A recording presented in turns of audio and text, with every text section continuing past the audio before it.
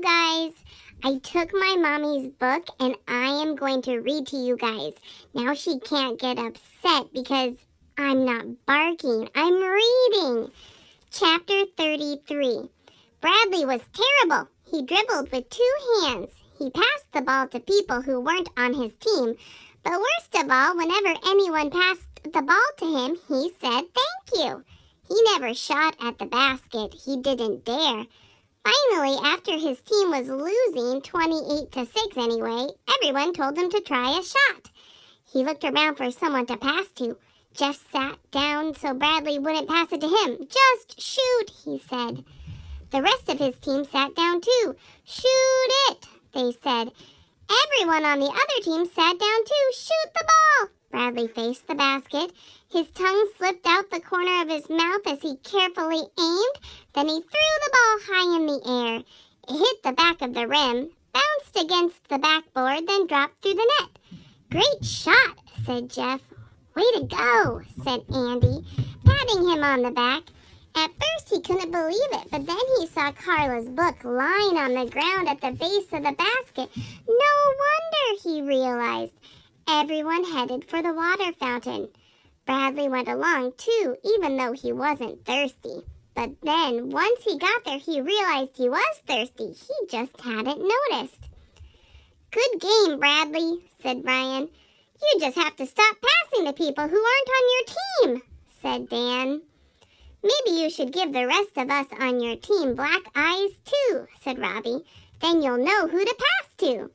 Everyone laughed, even Bradley. He and Jeff were the last 2 left at the water fountain. Everyone else had already started back to class. As they drank, their eyes met and they broke up laughing. How did you get that black eye? Bradley asked after he stopped laughing. Melinda, said Jeff. Bradley nodded. She's strong, he said. Oh boy, you can say that again, said Jeff. They laughed again. My book, Bradley suddenly exclaimed. He ran back to the basketball court where he'd left it. Jeff shook his head as he watched Bradley run away. Life's weird, he thought. Man, you guys, life is weird. My house is so strange. My humans, oh my word. Anyways, back to reading.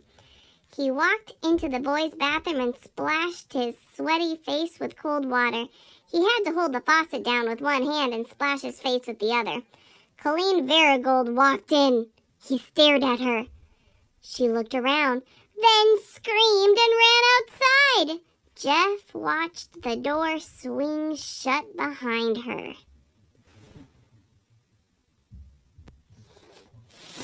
Okay, let's check out Chapter 34. But before I read, I have to tell you a secret. I run around the house looking for delicious treats when I'm upset with my humans. My favorite are these white things. I hear Mommy yelling it's toilet paper or paper towels, but they are so delicious and they come from the bathroom. Anyways, I don't know why she gets so upset at me. Chapter 34. Life was too weird for Jeff to return to class. Anytime you want to talk again, Carla had said, please feel free to come and see me, even if you have just feel like getting out of class for a while. He hoped she had really meant it. He had a lot he wanted to say to her, beginning with, I'm sorry. He slowly walked to her office. He hoped she wasn't with somebody else. He knocked. Carla opened the door and smiled when she saw him. Hello, Jeff. He smiled. Hi, Carla. He stopped because he saw somebody else sitting at the round table. I believe you two know each other, said Carla. Jeff lowered his eyes.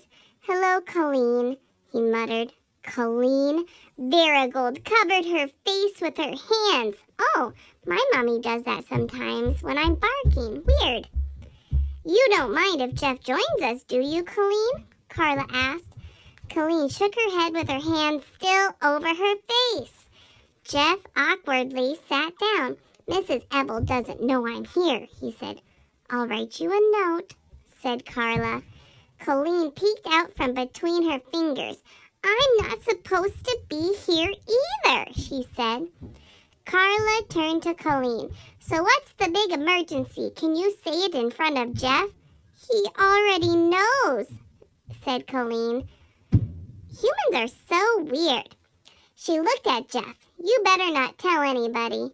"I won't," Jeff promised. "Tell anybody what?" asked Carla. "Colleen walked into the boys' bathroom," said Jeff. "I was there washing my face." "Jeff!" Colleen exploded. "You just promised you wouldn't tell." "Oops."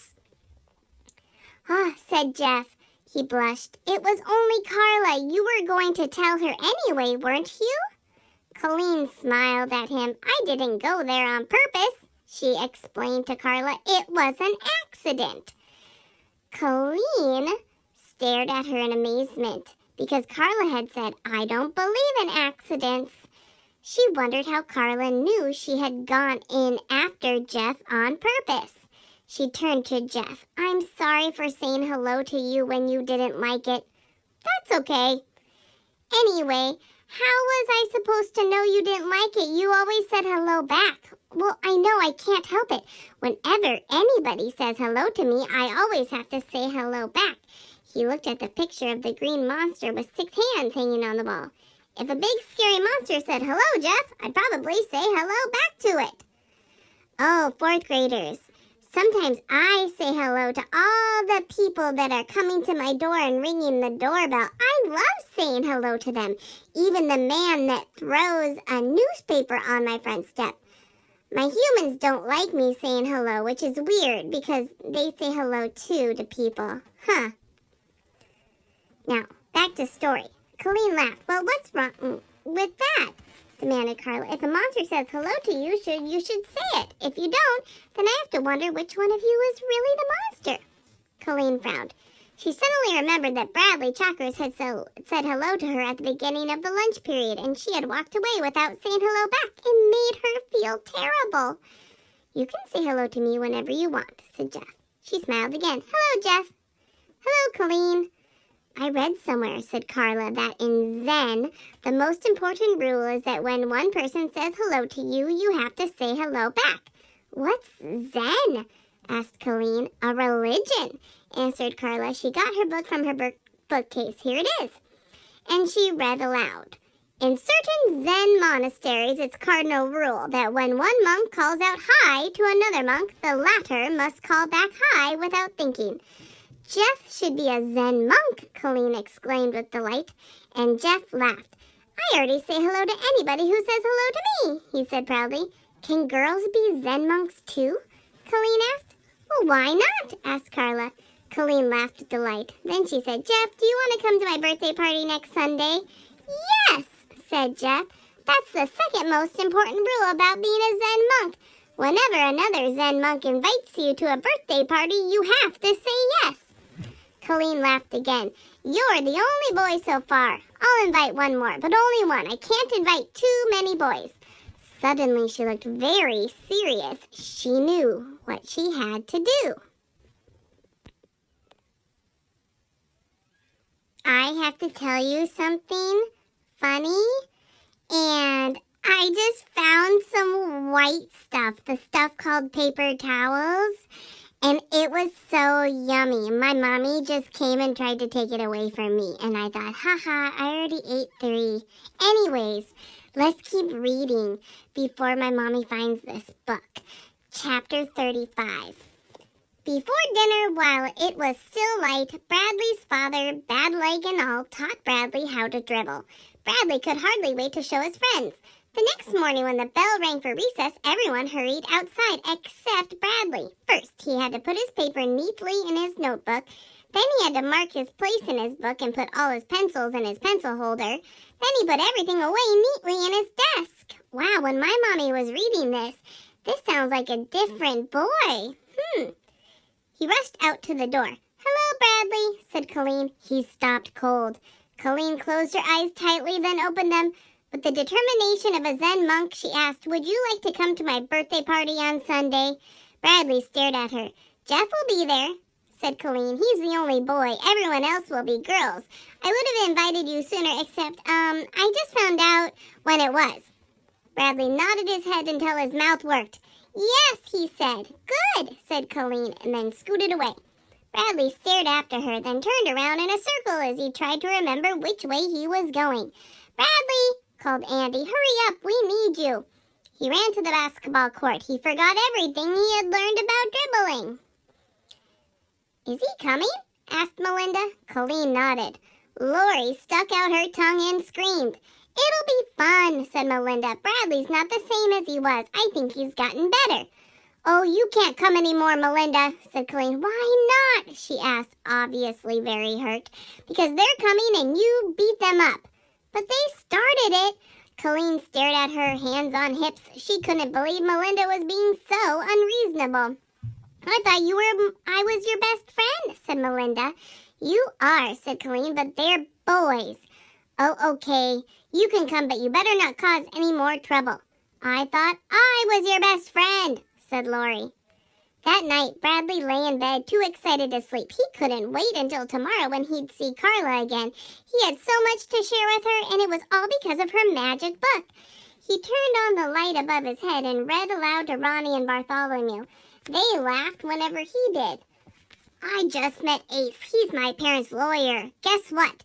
He's crazier than my aunt and uncle put together.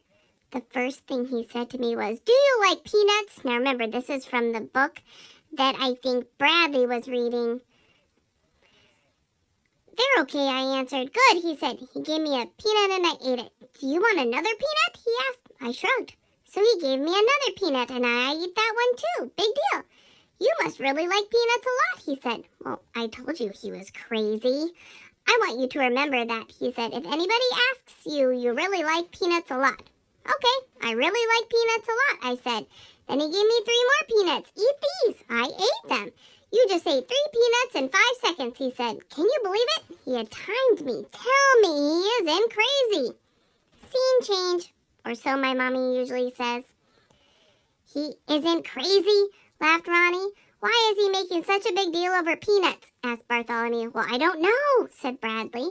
There was a loud knock on the door, then his father entered. It's past your bedtime, Bradley, he said.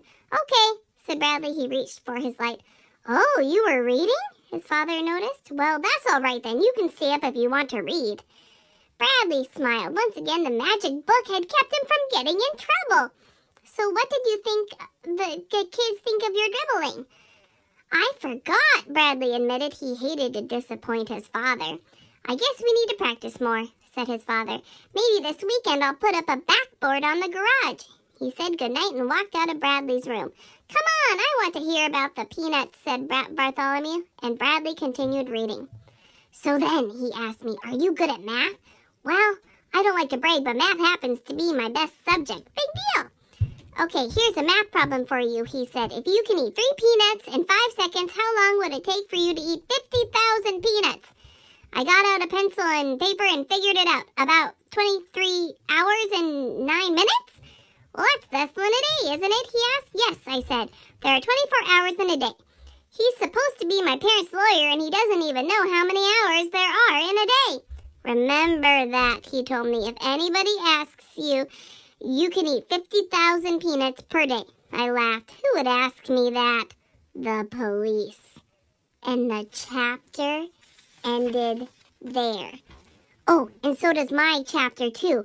I need to stop because I think I hear, is that the UPS man? He